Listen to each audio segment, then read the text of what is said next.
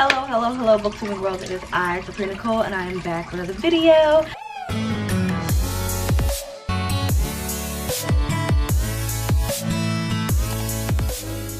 If you are not subscribed to me or you are new here, I just want to say this channel is about bookish things. I try to do different kind of vlogs. A lot of the vlogs that I'm doing are going to be themed. I like to have a theme around my vlogs and a theme around the books that I'm reading. I just started vlogging, so I'm kind of new there. This channel is bookish related, so if you like my content and want to see more of my content, please be sure to check out my channel because I have a ton of videos and I actually need to organize them, but that's another thing. We're gonna talk about it later. So make sure you like, comment, share, subscribe, help my channel grow. I'm really trying to get to 5K by the end of this year. I'm working really hard on my content and I really have been enjoying the videos I've been making.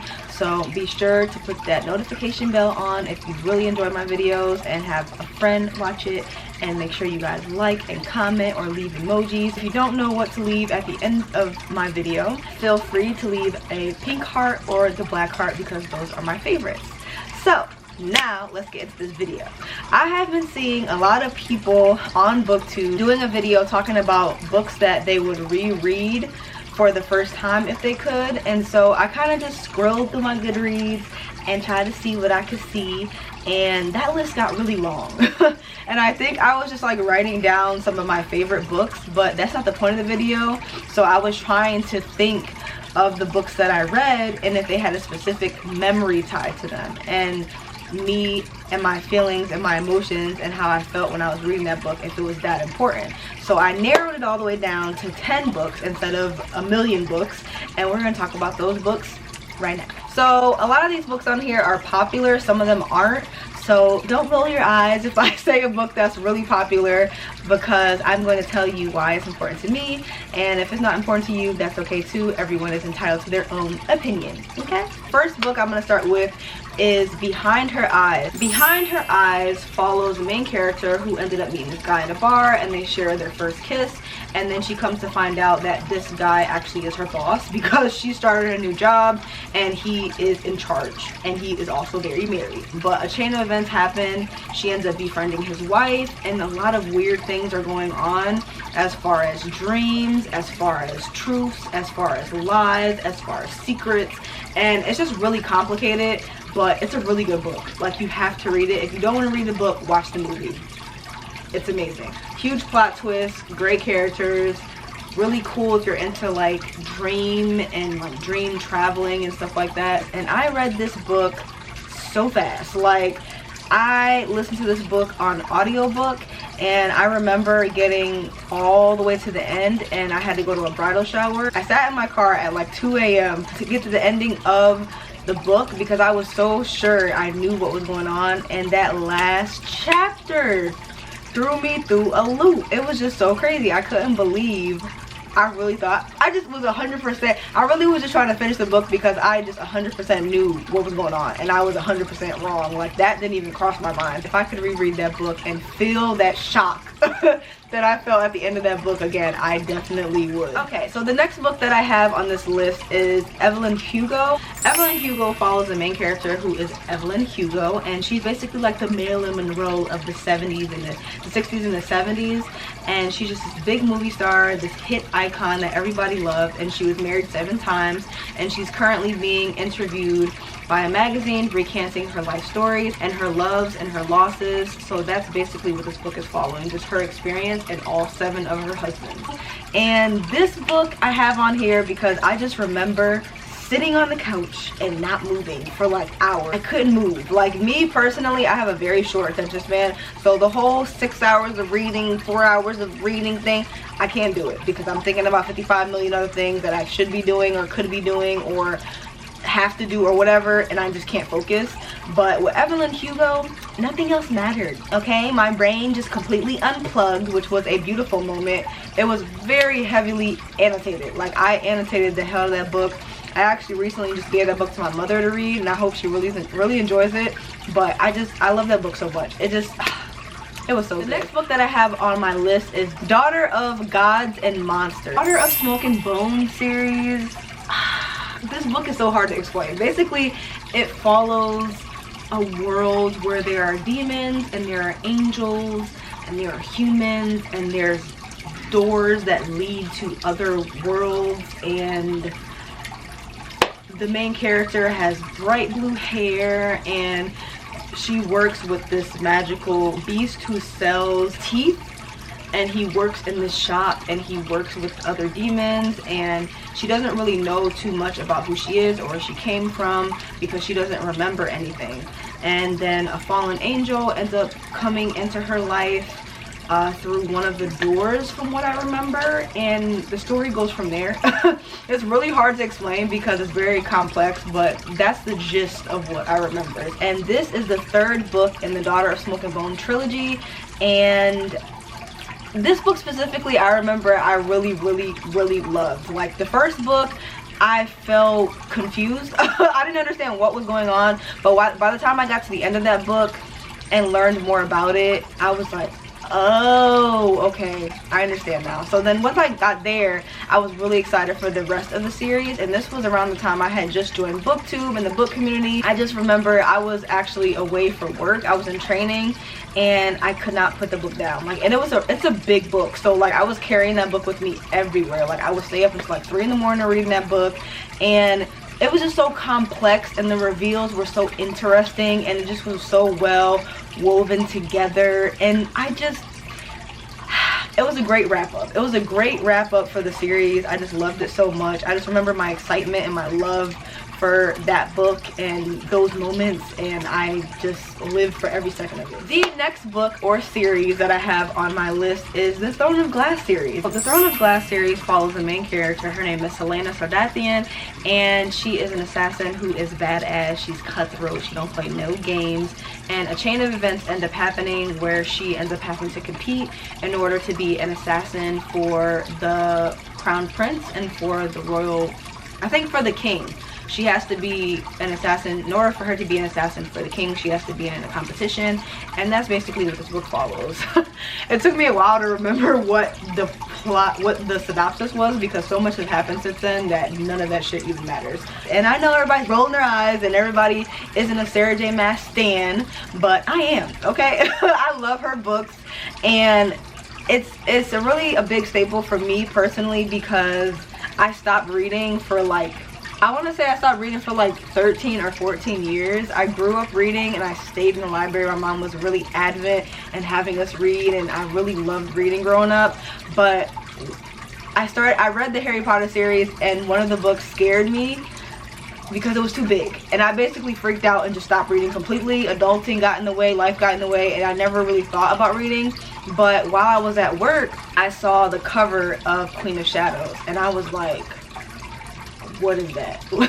Like, I saw the book at my job and I just was like, whatever that is, I don't care, what I need that book now. And then I found out it was a series, and then I started reading again. I joined a book club, and that's how I ended up falling back in love with reading. So Throne of Glass is a really important, so just the entire series, just my experience with those books, they just mean so much to me. It's like a family to me, because it's the reason why I got back into reading, and I really just felt like I was just surrounded by that world and those people, and it was such a great feeling, and it was such a warm embrace back into reading. So yeah, Throne of Glass, 100%. I feel like this is another eye roll, but the next book that I have is We Were Liars. We Were Liars follows this group of rich ass people who have a summer home, and every summer they go away and all their families come together and they hang out and they have a good time, but a tragic event happens and the main character does not remember the tragic event. He's basically trying to remember what exactly happened, and there's rich people drama, which is the best kind of drama because they just be having issues for no reason. Like, if I was rich, I would have no problems. Like, none. There would be nothing happening in my life where I would have any problems if I was rich. Like, whatever. But rich people drama, chaos, secrets, so on and so forth. And you're basically following her, trying to remember what exactly happened, and just seeing all the family drama, family mess, which is also currently a very popular book talk book. I feel like it was very popular in the book community when I did read it, and now it's very popular on Book Talk. Everybody has their opinion of it. Some people absolutely hate it, some people absolutely love it. I am one of those people that loved it when I read it. I feel like if I reread it now, my experience will be different, which is why I don't want to reread the book. I want to just remember the memories I had with that book and leave it where it's at. When I was reading this book, I actually was getting my stomach tattooed. I think there's actually a vlog of me getting my centerpiece, my stomach piece done, and I could not put that book down. My tattoo artist thought it was so funny because I was literally in the middle of getting my stomach tattooed and I refused to put that book down because I just loved it. I loved the writing. I love how poetic it was because my mom was a poet growing up, and I just felt like the writing, I really connected with it, and I just really enjoyed the story. I was so intrigued by what was going on, and I just was having such a great time. The characters weren't the best people, but just the story itself and the writing style I really enjoyed. So if I could reread that book and feel all the feels I felt aside from the pain from that tattoo, I would do it all again. The next book that I have on this list is To Kill a Kingdom. So To Kill a Kingdom, my baby, basically follows the main characters. One is a siren killer and the other is a cutthroat siren. She basically is well known for killing princes, okay, but she ends up breaking the rules as far as what her mother allows and does not allow. Her mother bans her from being undersea and she puts her on land, and she tells her, you cannot come back here until you get the heart of a prince without using your powers. Like, she stripped her of all her powers, turned her into a human, and of course the first prince she meets is a siren killer. So he's actually looking for sirens to kill, looking for her, because she's like the most cutthroat of all, and she's basically joining their ship and trying to adjust to being a human and adjust to being social because she's not from their world, so it's kind of weird for her. And they just have this great banter going back and forth that's really fun. The world setting is fun, the ship is fun, all of the people on the ship are hilarious, and it just was a fun time. Like, it's a good book, and it's actually one of my favorite books. And my memories from reading this book was another book that I just couldn't move. Like, I literally sat down, I started this book and I didn't move for like hours. I remember I was at my grandmother's house and I was just sitting in her huge chair in her living room and I was so comfortable. I stayed there for like 4 hours, which was like amazing for me because I can't sit still, but I just loved it. Like, it was so easy to read, the banter, the romance, it just, oh, I just loved it. Just was so simple. It was simple, it was fun, it was interesting. I loved the characters, I really loved the setting of them being on a ship, and it just was everything. If I could reread that book, and this was also another book that was very heavily annotated, if I could reread that book again for the first time, yeah, I would, because it just felt, the books that really engulf you and just make you happy and make you forget about everything that's going on in your life and just takes you to a whole different world. It's like going on vacation or traveling. It's really like an unplug from like the day-to-days, and it feels so good to just kind of like time travel or go on a vacation just by picking up a book. It's just an amazing feeling. The next book that I have on this list is Blackout. Blackout is like a bind-up of short stories written by Black authors, and it's all little romance novels, and they all kind of tie into each other, and the setting is during a blackout. So I loved it. I just remember flying through this and I just felt so warm reading these stories, because I say this all the time, I really want to see more happy moments as far as like Black characters and the Black experience. I don't want to pick up a book and every time there's a Black character it's a traumatic experience. It's important to delve into trauma and delve into our history and stuff like that, but it's nice to have a simple read, like something that's just warm and fluffy and cute and has Black characters. So to just see young love and to just see such like young teenagers and like healthy Black love was just like such a fun read. And when I got towards the end of the book, my boyfriend started reading the book to me, which was also a fun memory. So he does that a lot. Like sometimes if I'm reading, he'll just come and grab a book and read it to me. So he read like the last like two stories to me, and just that whole experience just made me feel so warm inside. And I think it's being adapted by Barack and Michelle Obama, so I'm really excited to see what they do with that. But my whole experience reading this book was just a 10 out of 10. The next book that I have on my list is kind of different. I'm not sure if anyone's read this book, but it's called Sweat and Soap, and it's a manga series that follows these two adults that work in a fragrance line company. One of them works in accounting and the other one works in the fragrance development department, and they kind of bump into each other. The female within this book sweats a lot, and the guy in the book is obsessed with smell. He has like a smell kink, like he's just obsessed with smell, and he's in the fragrance department and he's really good at his job. They end up meeting each other. He's just so infatuated with her smell. I know it sounds so weird, but he's like infatuated with her smell and whatever, and it's kind of like weird in a way but cute. And like once you get through that first book and you start going into the development of their relationship, it's like the first book that I read that there was like open communication, and their conversations were so emotionally strong. Like they knew how to get their points across and look out for each other when they were struggling with something, and they knew how to have a conversation with one another and grow from the experience. And it just, the family aspect, the work relationship, I really enjoyed their work environment. It seemed like everybody in the work environment was like a family, and not like when you go to a new job and they're like, we're a family here, and everybody there is miserable. Like they legitimately felt like a family, and it just was so fun. It was fun, it was cute, it just I loved it so much. I really love this manga. If you haven't read it, you definitely should pick it up. Definitely one of my favorites. I just remember buying every single volume. Like the first volume I read, I was like, that was pretty good. And then next thing I know, I bought like all 8 of them, and they just actually wrapped up the series. So if you want to pick it up, please do. It's completed. You will be able to buy all of them like I did. So yeah. Okay, so the next book I have on my list is Children of Blood and Bone, and this was one of the first audiobooks that I read that I absolutely was obsessed with. It was a full cast. I couldn't stop. Like people at I had both of my headphones in. I was at work, people were trying to talk to me. I ignored.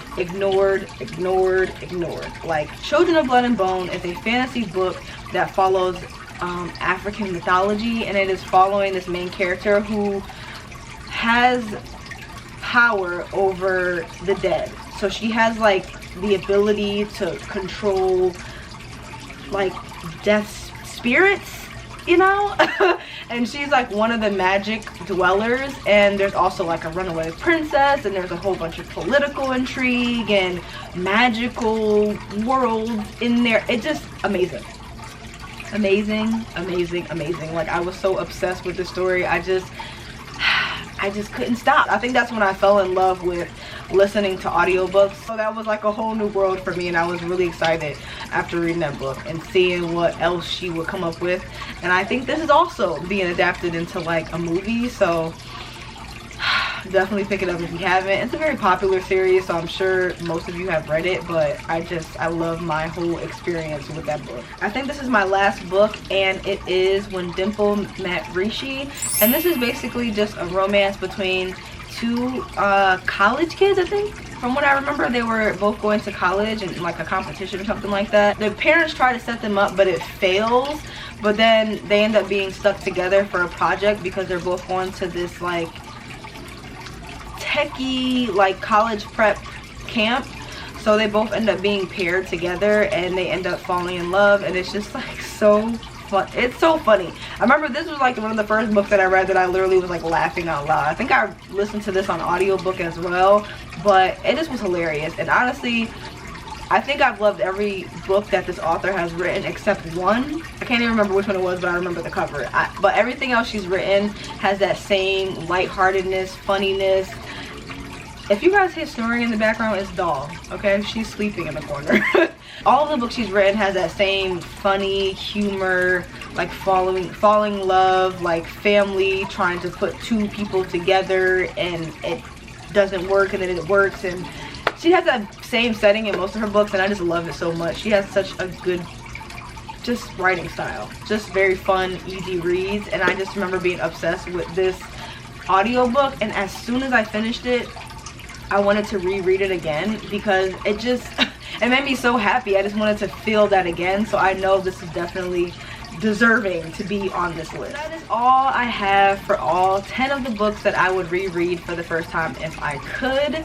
Let me know if any of these books you've read, or if you feel the same, or if you have any books that you would reread for the first time again, what would it be? If you made it to the end of this video, please leave a dove in the comment section below. Thank you guys so much for watching. Always remember, read a book, keep your life interesting, and I will see you next time. Bye.